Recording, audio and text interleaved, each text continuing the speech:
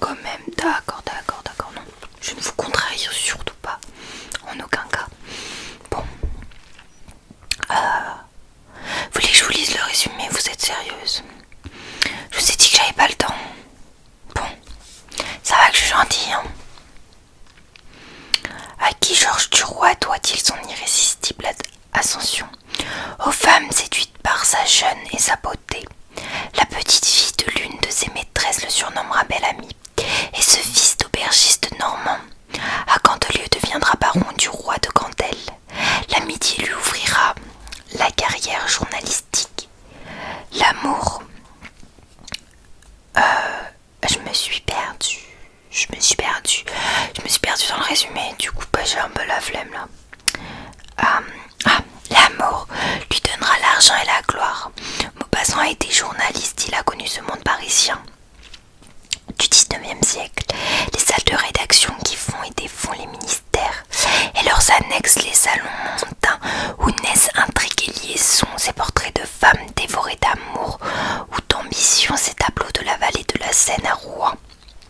Ces fiacres venus du bois de Boulogne, son œuvre de peintre, Maupassant était un maître du récit.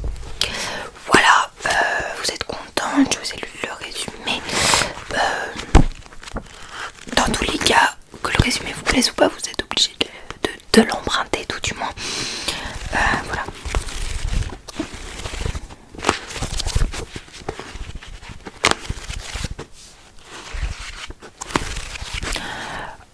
Non, vous avez bien fait de pas l'acheter parce que clairement, entre vous et moi, on sait tous que votre fille ne va pas le lire. Ce serait trop beau quand même. Ah oui, moi je l'ai lu, oui, je l'ai lu. Quand même. Sinon je ne serais pas ici, il faut que je connaisse mes classiques de la littérature française. Quelle question. Que ça soit à ma tête quand même que je suis quelqu'un d'un minimum cultivé. Donc, ok, je vous ai mis qui sur le côté. Vous voulez autre chose? Oui, vous voulez autre chose alors. Dépêchez-vous, j'ai pas le temps. Merci. Les légendaires, ouais. Quel tome? Ah, vous savez pas? Oui, vous allez reconnaître à la couverture, d'accord? Donc, ça veut dire que je dois tous vous les montrer, d'accord? Bah déjà, je vais regarder s'il m'en reste un. Ouais, il m'en reste 4. Ouais, 10 tomes. 1 ou 4. J'espère qu'il y aura celui-là que vous avez. Alors...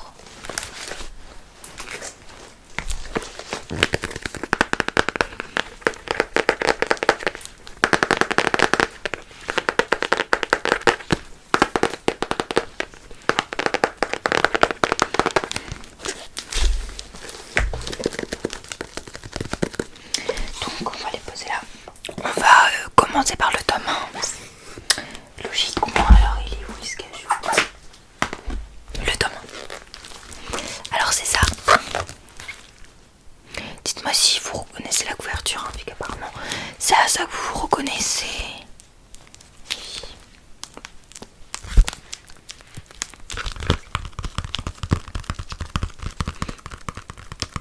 Ouais, je veux que vous le voyez bien. Voilà, c'est bon, on va pas y passer 30 ans. Alors le tome 2, il est où? Il est là.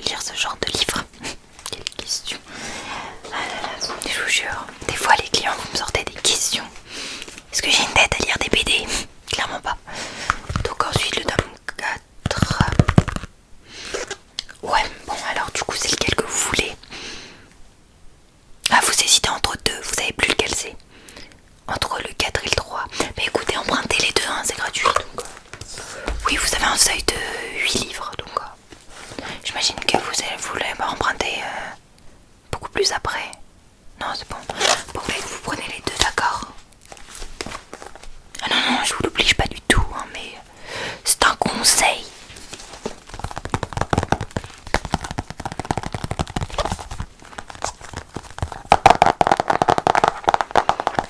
Je vous les mets de côté également, d'accord?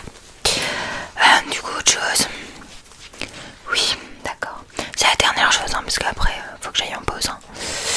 Ouais. Donc, qu'est-ce que vous voulez? Des livres pour adolescents, d'accord? Merci. De quel type, quel auteur? Ouais, des romans. Vous n'avez pas d'auteur particulier, d'accord? Alors ça va être compliqué là, madame. Oui, si vous voulez, je peux vous montrer, nos nouveaux arrivages. Comme ça, ouais. Alors, on a celui-là, Roquard. Donc, très beau livre. Hein. Je l'ai lu. J'ai pas aimé. Je trouve qu'il est plus beau que bien. Mais bon, les adolescents ils jugent beaucoup à la couverture. Hein. Mais ouais, la couverture ne fait pas le livre, mais bon. Les adolescents c'est comme ça. Puis pas que sur les livres. Hein. Mais bon, bref. On n'est pas en cours de philo donc. Je vais bien gentiment continuer à vous présenter ce livre. Donc, je vais vous lire le résumé. Bon, là, je me propose.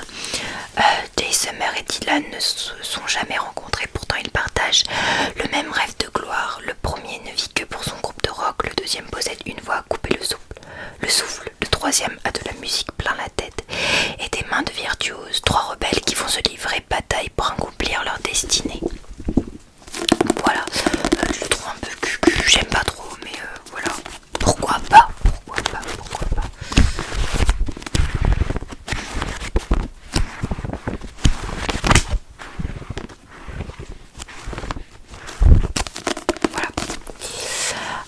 Alors ensuite, je vais avoir des livres un peu cucu d'ado.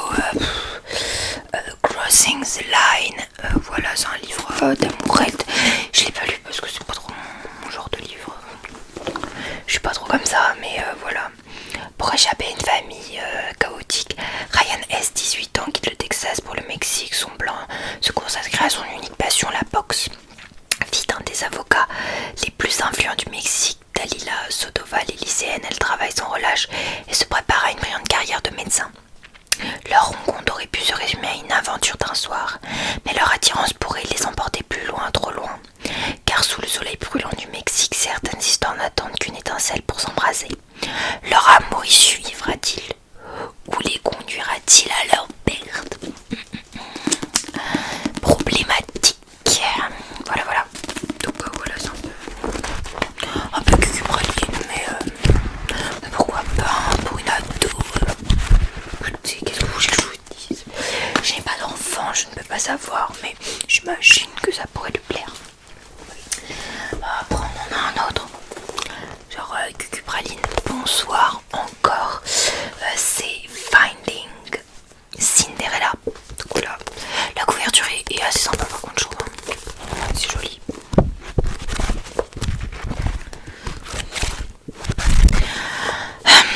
Quand dans l'obscurité la plus totale, une inconnue tombe dans ses bras, Daniel a le premier coup de foudre de sa vie. Tous deux décident de vivre une histoire aussi courte qu'intense sans échapper leur nom, ni voir leur visage. Quelques mois plus tard, alors que Daniel a perdu tout espoir de retrouver sa Cendrillon, il rencontre Sis, la meilleure amie de Sky. Deuxième coup de foudre, mais Holder lui interdit formellement de tenter de la séduire, ce que Daniel va bien sûr prendre pour un défi à relever. Donc découvrez les chassés croisés amoureux des meilleurs amis de Sky Holder, les héros de Hopeless et Losing Hope. Je vous avoue, entre vous et moi, j'ai pas trop compris le résumé, mais la couverture est cool, donc peut-être que ça pourrait lui plaire. Ouais, je vous mets de côté. D'accord. Là, pas de soucis. Je vous le mets là. Alors ensuite, j'ai After, donc livre très connu. Oui, elle a déjà la collection. Ok. Oui, voilà, là c'est en édition de poche. Voilà. Ouais, très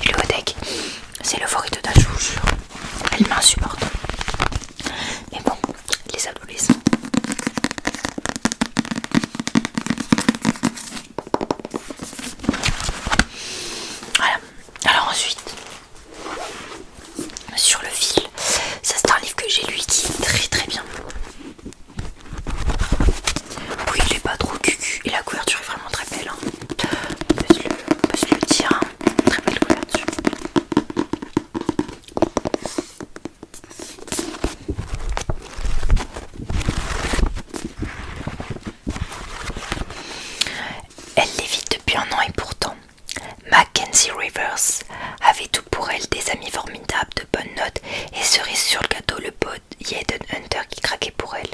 Mais tout s'est écroulé lorsqu'une tragédie a frappé la famille Hunter, désarmée face à la souffrance de ceux qu'elle aime. Mackenzie ne voit qu'une solution, fuir. Cependant, ses sentiments pour Eden ne tardent pas à la rattraper. Alors c'est une histoire d'amour, mais genre pas trop romancée quoi. Du coup, il est vraiment pas mal. Ouais, les je vais mettre de côté. Oui, en plus, il est vraiment joli. Hein.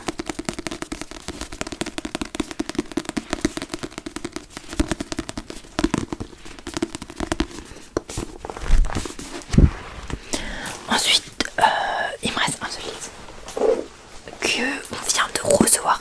Vraiment, il est tout nouveau, tout beau, jamais ouvert. Du coup, je l'ai pas lu encore. Ouais, je viens de le recevoir ce matin. Le jour où tout a basculé. Pareil, hein, c'est un livre qui a l'air pas mal. Hein. Je vais vous lire le résumé. Le 11 septembre 2001, au moment où les avions frappaient les tours jumelles, Abby fêtait son premier anniversaire à la crèche du World Trade Center.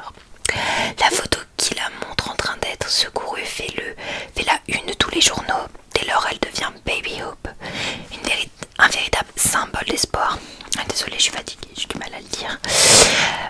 Noah, lui, a perdu son père le 11 septembre. Depuis, il cherche désespérément à savoir comment il a vécu ces derniers instants, convaincu que la réponse se trouve sur le célèbre cliché. 15 ans plus tard, lorsque Noah s'aperçoit que Baby Hope travaille dans le même camp de vacances que lui, il y voit un signe de destin. Sera-t-il la persuadé de se lancer à la découverte des secrets de ce jour où tout a basculé? Vraiment, il a l'air trop bien.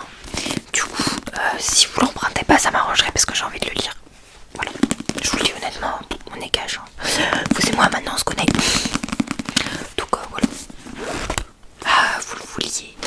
S'il vous plaît, j'ai trop envie de le lire là. Oh, merci, vous êtes trop gentil. Merci beaucoup.